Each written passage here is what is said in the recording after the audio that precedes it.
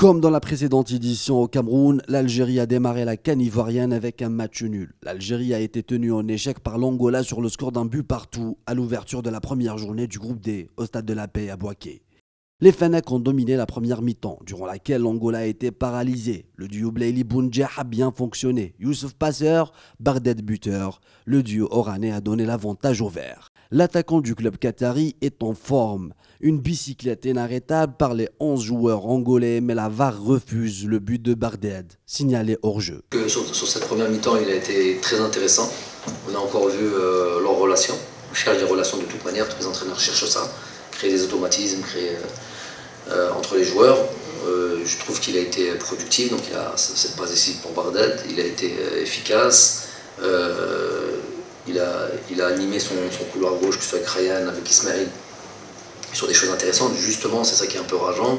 J'aurais aimé que ça aboutisse sur un but de plus, parce qu'ils se sont retrouvés plusieurs fois, ils étaient devant moi, plusieurs fois dans cette surface de réparation, et voilà, il y avait une histoire de dernier geste, de dernière passe, de dernier truc. Je trouve que ça a été intéressant sur cette première mi-temps. Au retour des vestiaires, le match est devenu plus compliqué. Le manque de réussite des Verts malgré les 14 corners obtenus.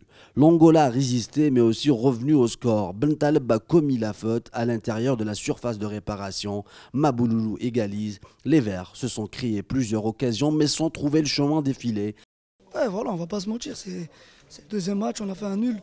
On n'a pas commencé idéalement comme on le voulait, mais bon, c'est pas non plus la crise ou c'est pas on n'est pas déjà le couteau sous la gorge. Mais voilà, comme j'ai dit, voilà, deuxième match, on doit tirer les enseignements positifs et partir comme on a commencé ce match et deuxième mi-temps, éviter cette petite période de flottement.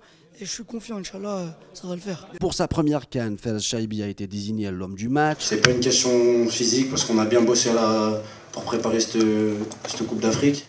Je pense que c'est plus une question de remise en question et de détermination pour gagner ce match, pour aller tuer ce match.